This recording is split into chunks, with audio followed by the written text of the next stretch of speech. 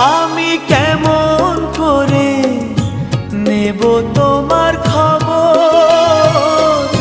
তোমার ভালোবাসা তুমি নিজের হাতে দিয়ে গেছো খবর।